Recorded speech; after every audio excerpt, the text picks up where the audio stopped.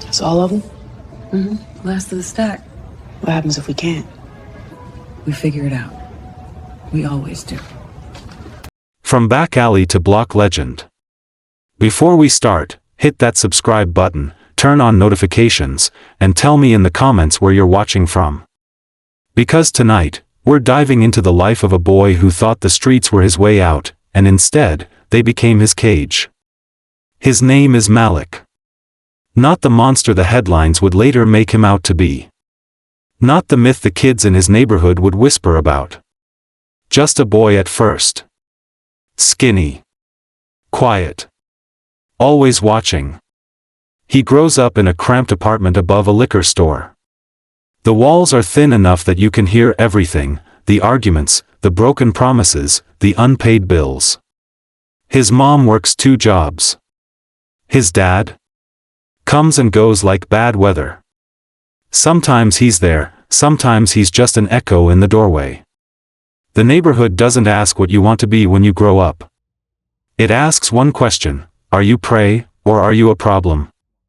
Malik learns early that being invisible keeps you safe, but being invisible keeps you hungry too. School is just another building people survive. Malik isn't stupid. He's sharp. He can see patterns in everything: how teachers favor certain kids, how security guards ignore certain corners, how the older boys on the block always seem to have fresh shoes when nobody got a job. One afternoon, Malik walks home past the corner store and sees something that burns into his memory. 3 older boys stand outside. Everyone knows them.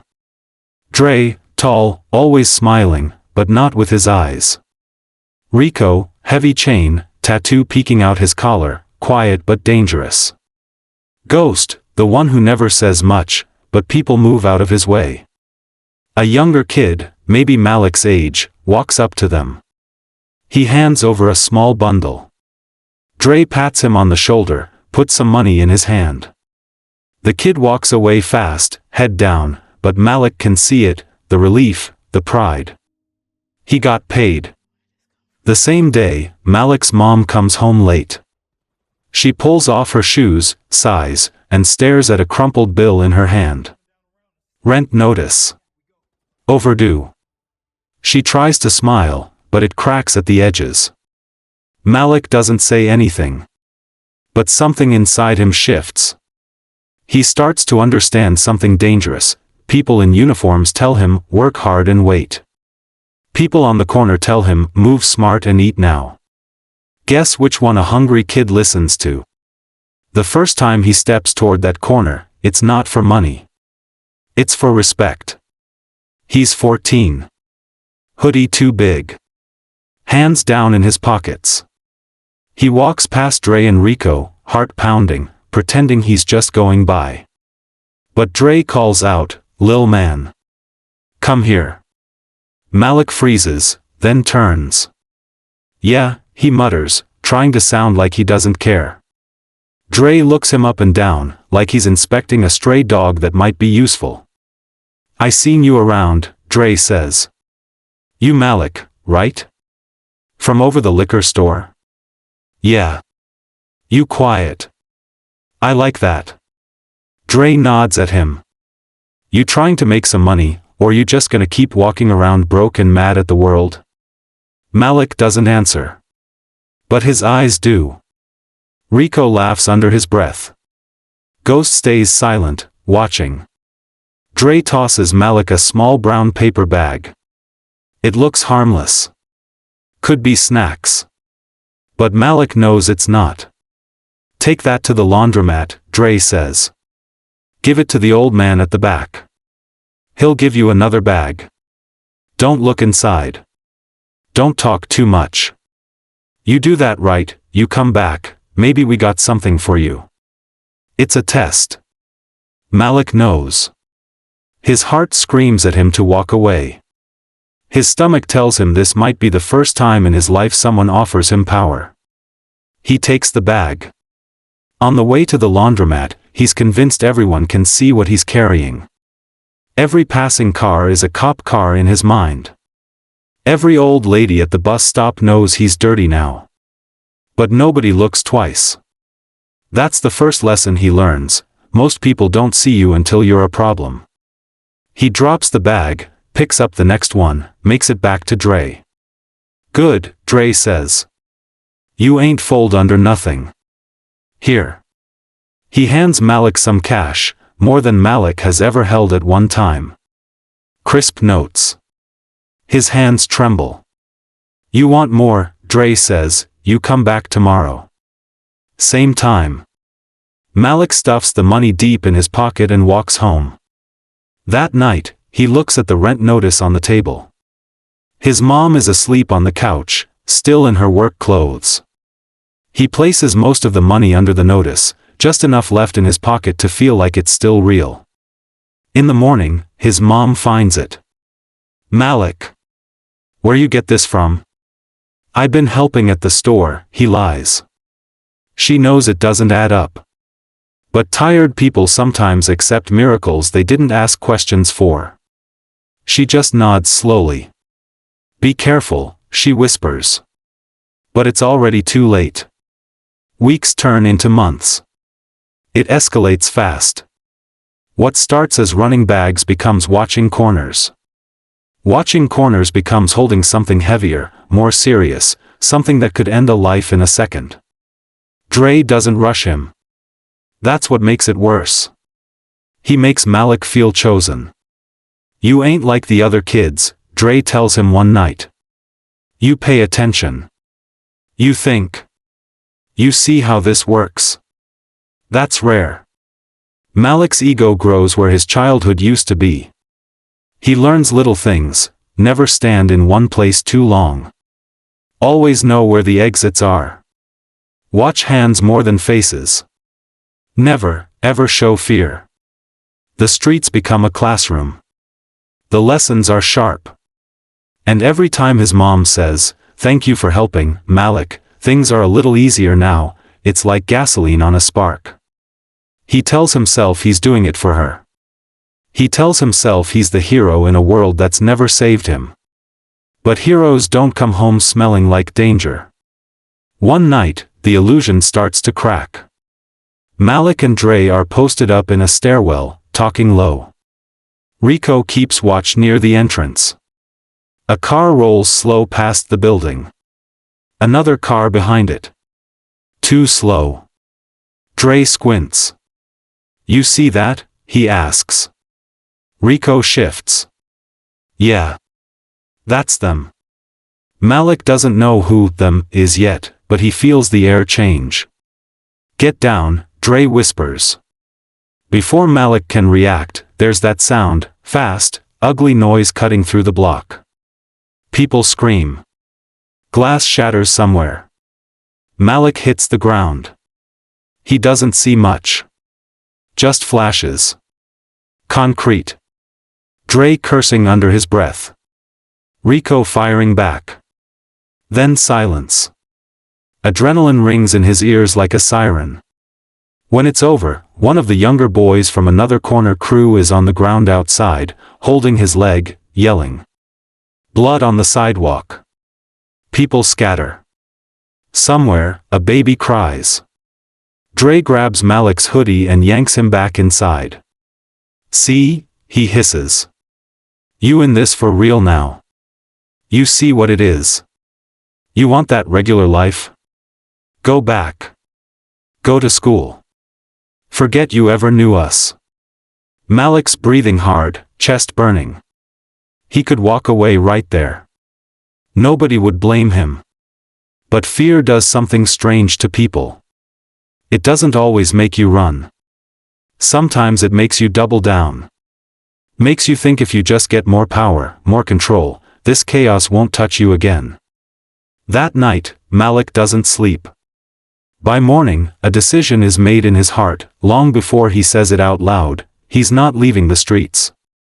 He's going to run them. Years pass.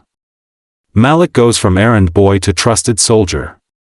Dre's crew grows, then shrinks, then grows again. Some faces disappear. Prison. Gone.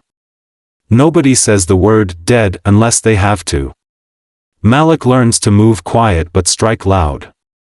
He starts dressing sharper. Better sneakers. Clean jacket. Simple chain.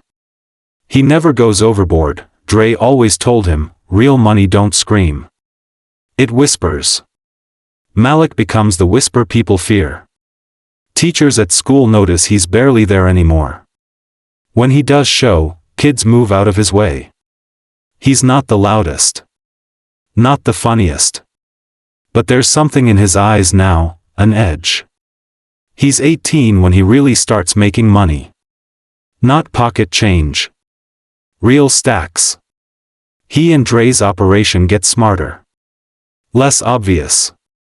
They switch routes. Switch phones. Switch people. Malik starts planning things, schedules, drop-offs, backup plans. Dre notices. You ever think you smarter than me? Dre asks one night, half joking. Malik shrugs. You the one who put me on. Yeah, Dre smiles faintly. Just remember, when you rise, people start looking at you two ways, like a leader, or like a threat. Malik laughs it off. He should have listened. Every story like this has a moment. A point where life hands you a way out, or at least a warning big enough to shake you. For Malik, that moment comes in the form of a brown envelope. He's sitting in his mom's apartment, TV on low. She's in the kitchen, humming to herself. The place looks better now, new couch, new fridge. The rent is always paid. Malik made sure of that. There's a knock at the door. 2 plainclothes detectives. They smile with that fake politeness that feels like a threat. Malik, we just want to talk, one of them says. We're not here to arrest you. We just want you to understand something. They sit at the table. His mom wipes her hands nervously, standing by the counter, trying not to cry before anything even happens. The detective opens the envelope. Inside, photos. Malik's neighborhood. His corner. Him standing with Dre. Him exchanging something with some unknown man. Grainy, but clear enough. We know what you're doing, the detective says calmly.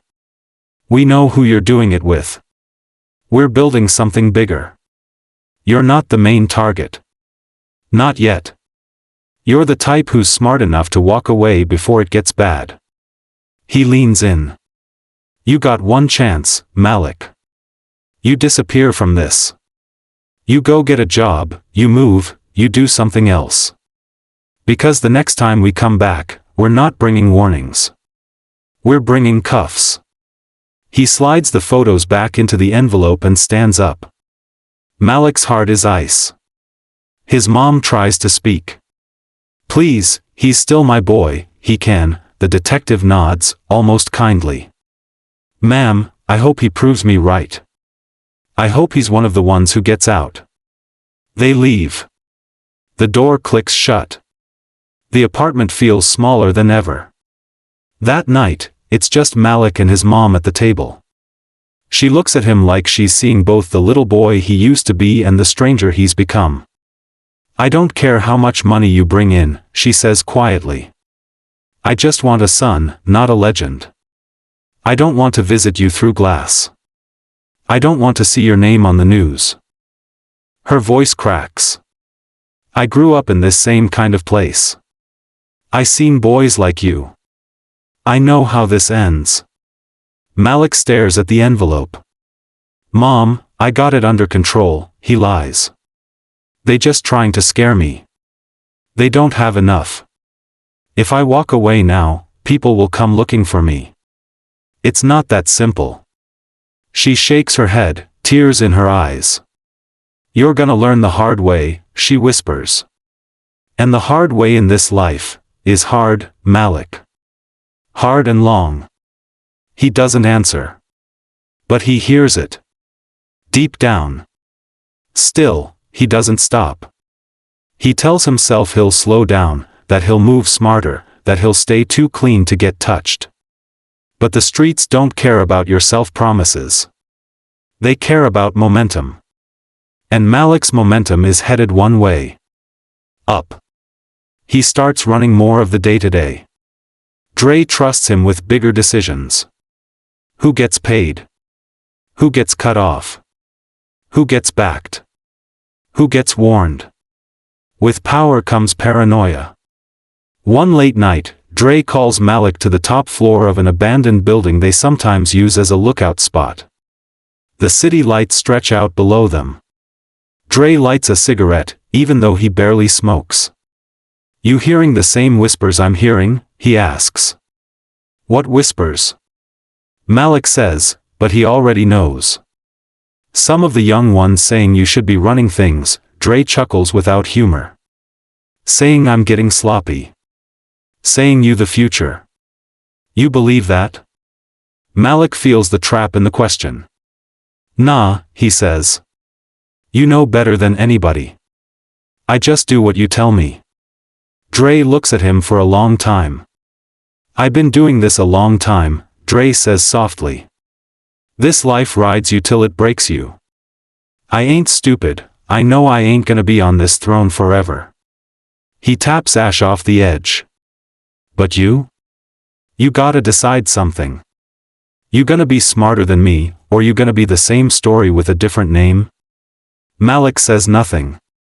Dre pats his shoulder. "Either way," he says. The turning point comes dressed like opportunity. One of their main suppliers gets spooked by a recent police sweep and decides to lay low.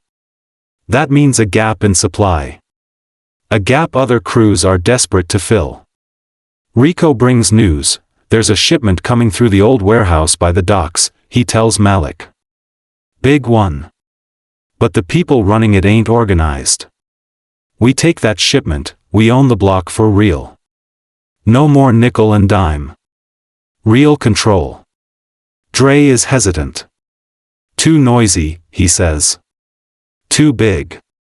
Big moves bring big problems. But Malik sees numbers in his head. Territory. Leverage. Respect. If we don't take it, someone else will, Malik argues. And then we're the ones begging for scraps. We plan it right, we're in and out before anybody knows. We don't even have to hold it long. Just enough to flip it and vanish. Dre stares at him. You sound like you planning to retire after this, Dre says. Maybe I am, Malik lies to himself. In reality, he's thinking, this is the move that makes my name permanent. Dre sighs. Fine. You want this, he says finally. You run it. Your plan. Your people. Your night. Those words echo in Malik's mind long after the meeting ends. Your plan. Your people. Your night. Everything he's ever wanted. Everything that's going to destroy him. They prepare for days. Malik maps out entrances, exits, blind spots. He positions lookouts blocks away. He staggers times, so nobody moves in a big, noticeable wave. He tells his crew exactly how long they have inside the warehouse, down to the minute. No improvising, he warns. We do it fast. We do it clean. If anything looks wrong, you leave. No hero moves. They gear up just after midnight. The city is quiet, but not asleep. It never sleeps. They move in small groups. Shadows within shadows. From the outside, the warehouse looks dead. Broken windows. Rusted doors. Graffiti. Forgotten. Inside, it's full of life. The wrong kind. Malik and his crew slip in through a side entrance, just like they scouted. At first, everything goes to plan. A few guards inside, not expecting serious trouble. Quick takedowns, no flashy chaos. Shouted commands. Tension thick as smoke. They find the shipment. Stacks of boxes. More product than Malik's ever seen in one place. His heart races. This is it. This is the moment. He gives the signal for the trucks to pull around. And that's when everything collapses. Because while Malik was planning for rivals and watching blind spots, he didn't plan for something else. Somebody has been listening the whole time. On the outside street, just beyond the last lookout, an unmarked car idles with its lights off. Inside that car, the same detective who visited Malik's apartment 2 years ago is watching a quiet blinking dot on his screen. A tracker. He murmurs into his radio, "They're moving. All units, move in. This is it. Do not engage until they're inside with the product." Blue and red lights wait just out of sight, building like a storm behind concrete and steel. Back in the warehouse, Malik doesn't feel the storm yet. He's too busy tasting victory. His crew starts loading boxes, moving fast. Whispered instructions. Boots on concrete. Distant gulls crying over the dark water. "We ahead of schedule," one of the guys says. Malik nods. "Good. Let's get out and disappear." He's about to give the order to roll when the night explodes. A shout outside. A loud crash. Then, the echo that ends 1,000 careers, "Police. Nobody move." Light floods the warehouse, blinding, brutal, white. Sirens scream. Footsteps everywhere. One of Malik's guys panics and runs. Another freezes. Someone else reaches for something they shouldn't. The plan dissolves in seconds. Malik's brain goes into overdrive. Exits. Obstacles. Options. There's a side door. He bolts. For a moment, you think he might make it, sprinting past stacks of crates, heart pounding, lungs burning, shoes slamming against the floor. He bursts out into the cold night air, and finds himself staring down the barrels of 3 officers, already aiming, already yelling. Down. Get on the ground. Now. His mind races. If he runs, he's done. If he reaches, he's done. He's out of moves. Malik hears his mom's voice in his head. "I don't want to visit you through glass." Slowly, shaking, he drops to his knees. Hands behind his head. Face to the ground. Cold metal hits his wrists. Rough hands pull him up. And somewhere in the chaos, as his crew gets dragged out one by one, he sees the detective watching. Not smiling. Not gloating.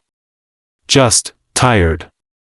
"I told you," the detective says quietly as they walk Malik toward the waiting car. "You were smart enough to get out. You just didn't want to." The warehouse shrinks behind them. The sirens fade into the distance. And for the first time in years, Malik is no longer on the street. He's not on the block. He's not in control. He's in custody. And this is only the beginning of his fall.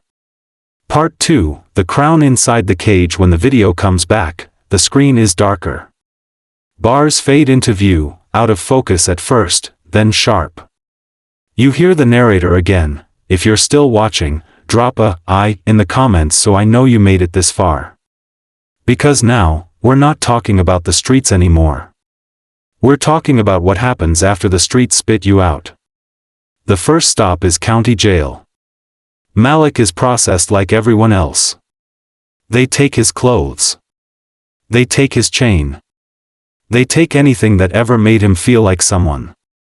The fluorescent lights buzz overhead. The air smells of metal, sweat, and old hopelessness. Fingerprints. Mugshot. Numbers. He's no longer Malik from the block. He's a file in a drawer. A name in a system that doesn't forget. He's placed in a holding cell with other men, some loud, some quiet, all dangerous in different ways. Some look broken.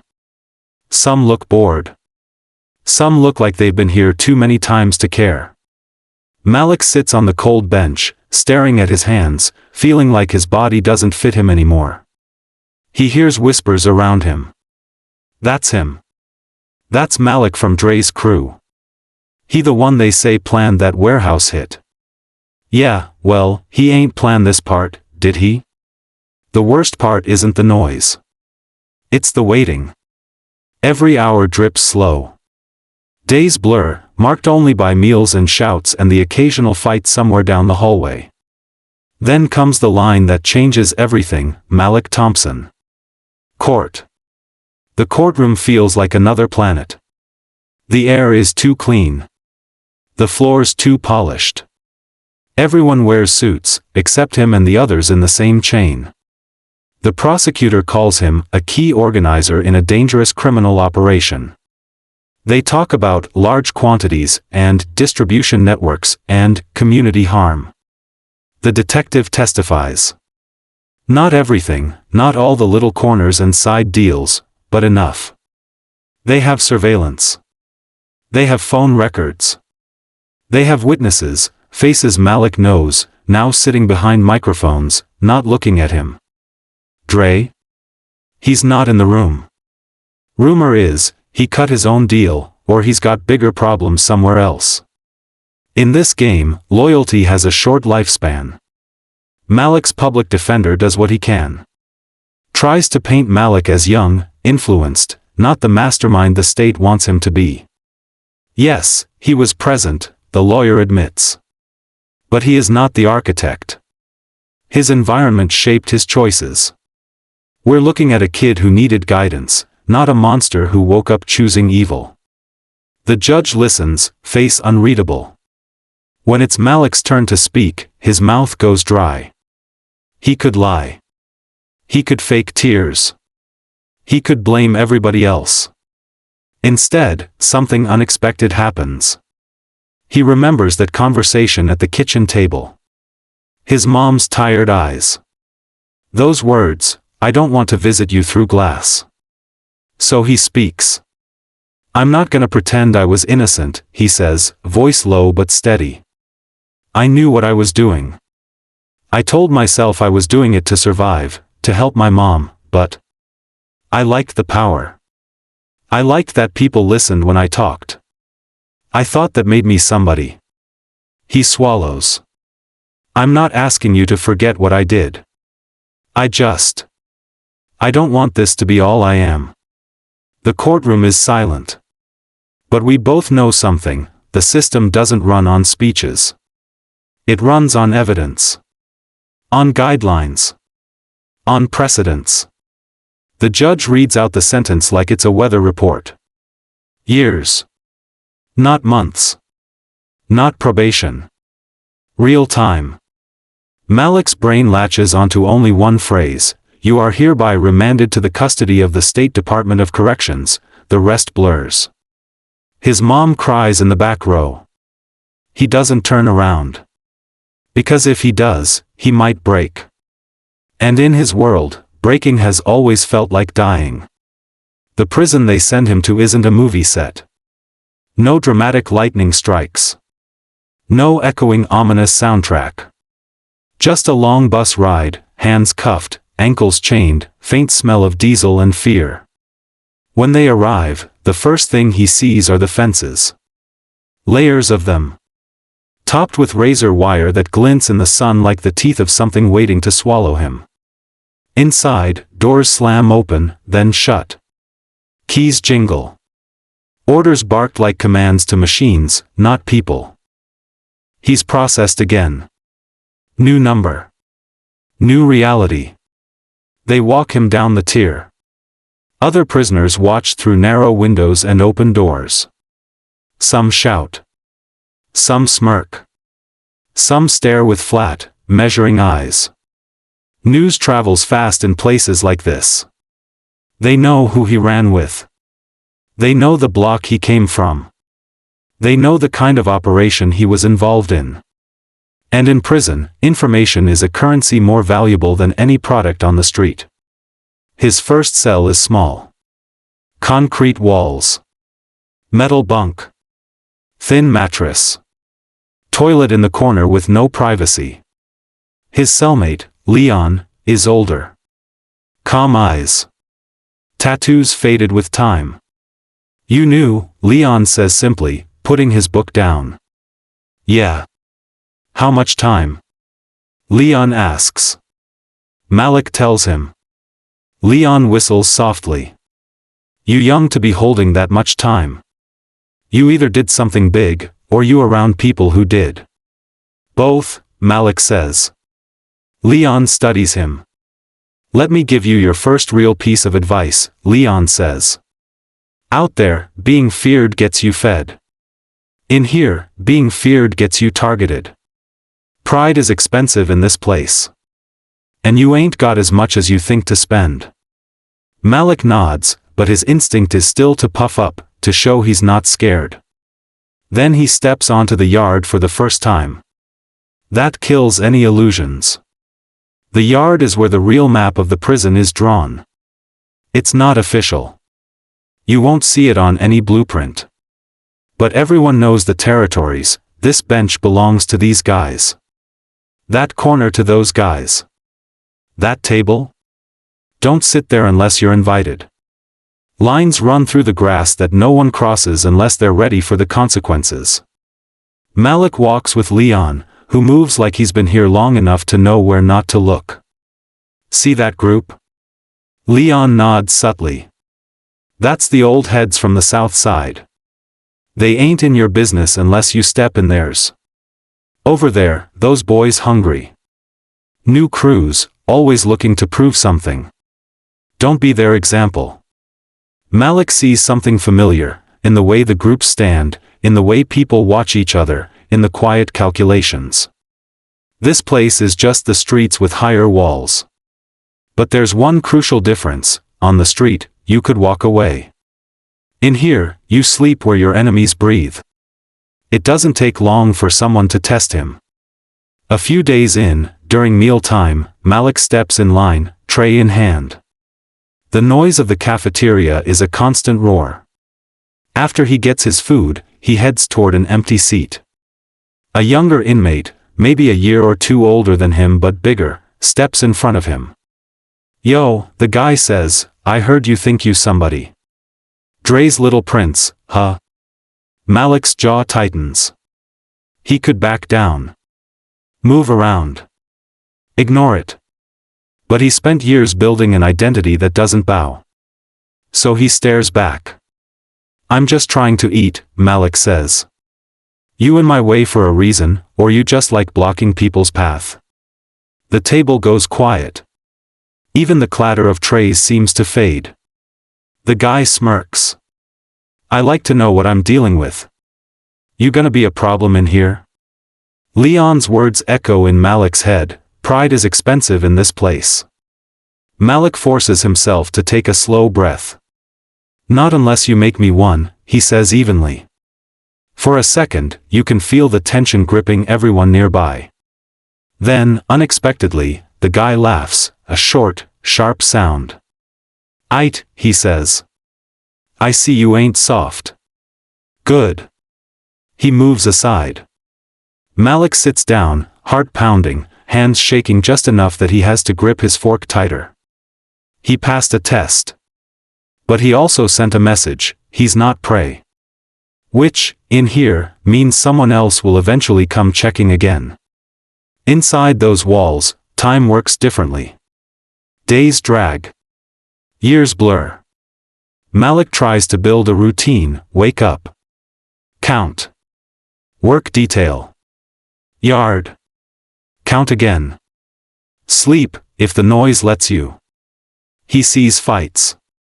He hears stories. He watches alliances form and fall apart in weeks. He also sees something he never paid attention to on the outside. There are men in here who were just like him. Boys once. Bright-eyed. Hungry. Told they were nothing. Told the streets were their only shot.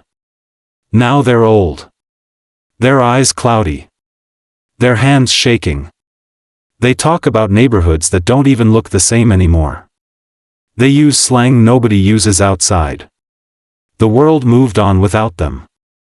They are ghosts walking in a place that never forgets their bodies. One afternoon, Leon asks, you ever think about the first time you could have walked away? Malik stares at the wall. Yeah, he says quietly. I think about it a lot now. What was it? Leon presses. A brown envelope on my table, Malik says. And a warning I thought I was too smart to need. Leon nods. Everyone in here got that story, he says. A moment they thought was just another day. Turns out it was the last exit off the highway. Not everyone in prison changes. Some double down. They come in angry, they stay angry, they leave angry, if they leave at all. Malik could have been one of them. Honestly? For the first year, he is one of them. He spends his time replaying the night at the warehouse, trying to figure out who snitched, where the leak was, how he got outplayed. He imagines revenge. He imagines what he'll do if he ever gets out, how he'll rebuild smarter, cleaner, untouchable. His mind is still on the streets, even when his body is behind bars. Then something small starts his real transformation. Not a fight. Not a riot. A letter. Mail call is one of the only times prison feels almost human. People crowd close, listening for their names, pretending they don't care as much as they do. One day, Malik hears his. He gets an envelope, handwriting he knows immediately. His mom. He hasn't seen her since the trial. She visited once early on, but the glass and guards and hollow goodbyes crushed her. She hasn't been back. The letter is simple. My son, it starts. No, dear, just, my son. She doesn't talk much about herself. She talks about little things, the woman downstairs who had a baby, the store owner who still asks about him, how the city feels different but somehow the same. Then she writes this, I used to pray you'd escape the streets. I never imagined your escape would look like this. I am angry at the choices you made, but I am more afraid of you coming out the same way you went in. If prison just turns you into a harder version of the boy who left, then these years are truly wasted. If it turns you into a man who understands the weight of his choices and the value of another path, maybe God will still do something with your life.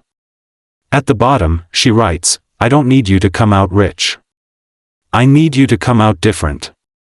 Malik sits on his bunk for a long time, letter in his hand, noise of the prison all around him.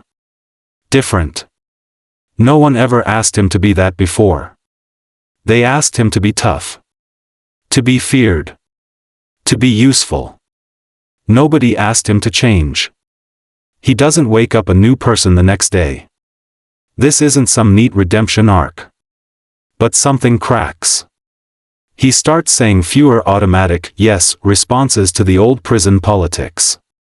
Starts sitting out of conversations about who's controlling what, who needs to be checked, who said what on the yard. He signs up for a prison GED class. Guys clown him at first. Oh, big boss Malik reading books now? You gonna calculate your sentence away, genius? He ignores them. He spends late nights with Leon, who turns out to know more about history and law than half the people Malik met on the outside. You thought the game started with you, Leon tells him one night. But this cycle been running longer than your whole family line. Same streets. Same patterns. Different faces. Then what's the point?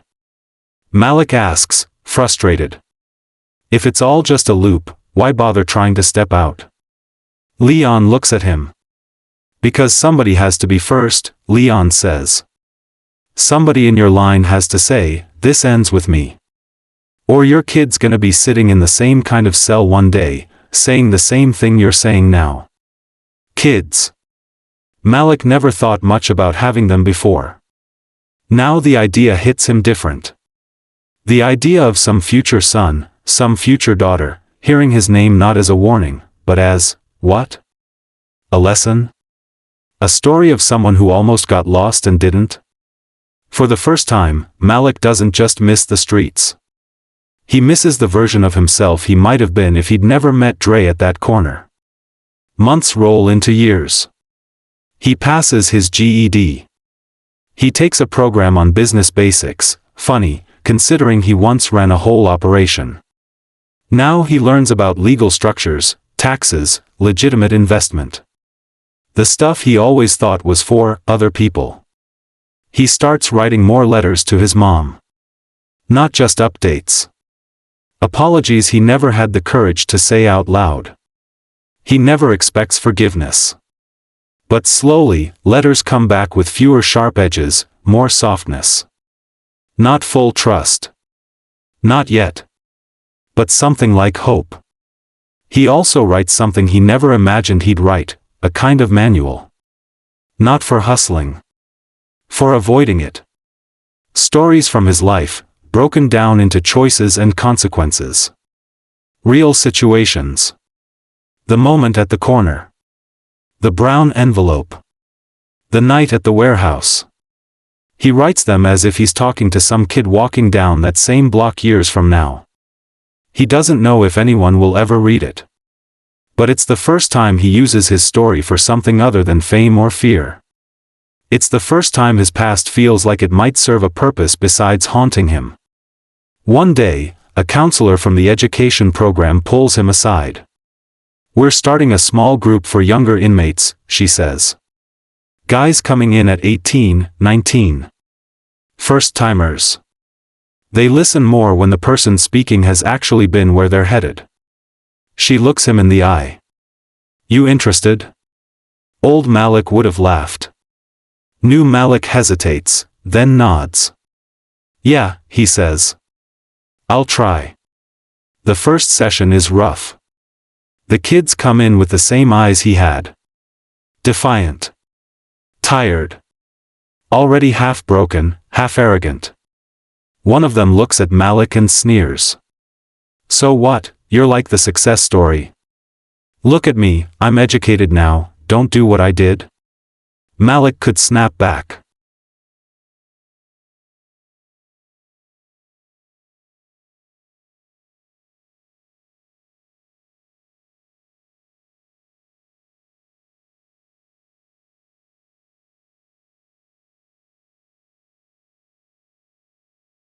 Instead, he shrugs. "Nah," he says. "I'm the cautionary tale. You see my sentence? You see these walls? That's the invoice for every choice I thought was smart at the time." They stare. He tells them about the first bag he ever carried. About the first time someone said he was special. About how good the money felt. About the power. The respect. The attention. He doesn't sugarcoat it. And then he tells them about the brown envelope. The warehouse. The detective's voice. The cuffs. He doesn't glamorize the streets. He doesn't glamorize the prison either. He just tells the truth. Some of them roll their eyes. Some pretend they don't care. But a few keep coming back. And that's enough to keep him talking. Does this make him a saint? No. He still has a temper. Still has nights where the walls close in and he wants to scream.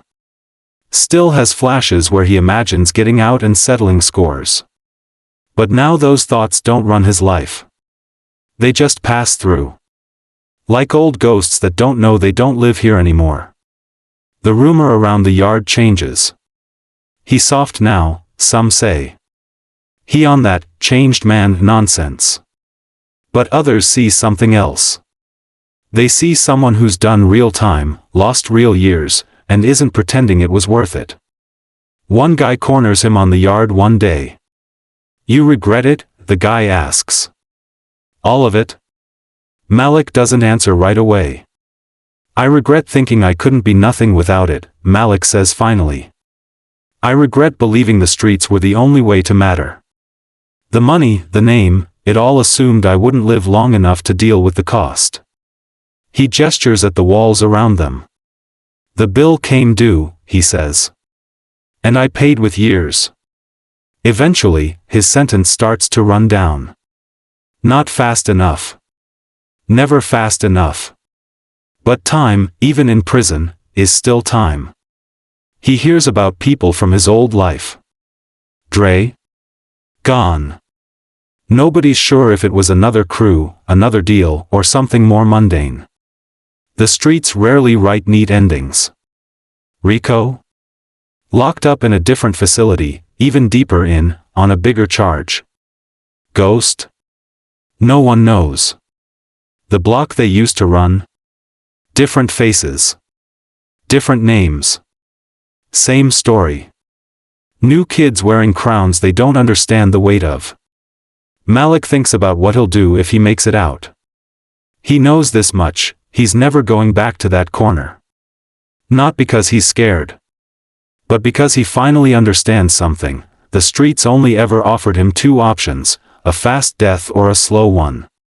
He chose the slow one first. He's not interested in trying the fast one. One day, years later, he gets a visit he doesn't expect. It's not his mom. It's a young man he's never seen before. Early 20s. Nervous. They sit across from each other, plastic divider between them. You don't know me, the kid says. But my uncle? He used to run with Dre. He told me about you. Said you were supposed to be next up. Malik stares at him. What are you doing here? He asks slowly. The kid swallows. I was gonna jump into the same mess, he says.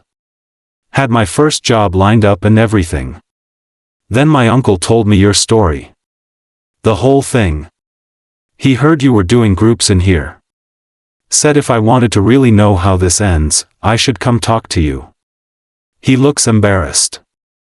I don't know what I'm doing with my life, the kid admits. I just know I don't want this. He gestures at the room. The bars. Malik feels something twist in his chest. He leans forward, eyes steady. Then listen close, he says. Because I'm going to give you something nobody gave me when I stood where you are. He doesn't talk to him like a preacher. He doesn't talk to him like a cop. He talks to him like a former prince of a small kingdom made of concrete and fear, who lost his throne and survived the fall. He tells him about the crown. Not the shiny parts. The weight. The way it cuts into your skin. The way it makes you a target. The way it invites bullets and handcuffs long before it invites any kind of real peace. He tells him about the noise of the block at night and the silence of the cell afterward. He tells him about his mom's letters. About Leon's words. About the boys who never got older. The kid listens. Really listens. By the end of the visit, his eyes look different. Not saved. Not transformed. Just aware. And sometimes, awareness is the first miracle. The video's narrator comes back in the final moments. The camera pulls slowly away from a barred window, the sky just a thin strip of light beyond it. Malik's story isn't about a perfect redemption. He's not a hero. He's not a villain. He's a kid who believed the lie that the only way to matter was to be feared, and a man who learned too late that the price of that fear was his freedom. We see a montage, a young Malik on the corner. The detective with the envelope. The warehouse lights. The cuffs. The cell. The classroom. The letters. The small group of young inmates listening to him speak. Some people watching this are closer to Malik's first choice than his last, the narrator says.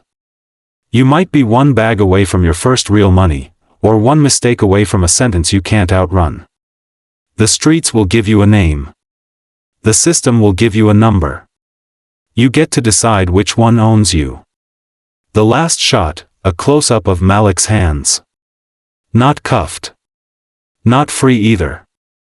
Resting on a table, scarred knuckles, letter in front of him. Pen in his hand. Writing. If this kind of story hits you, drop a comment, share this with someone who needs a wake-up call, and subscribe so you don't miss the next one. Because out there right now, another Malik is standing on another corner. And his story hasn't been written yet.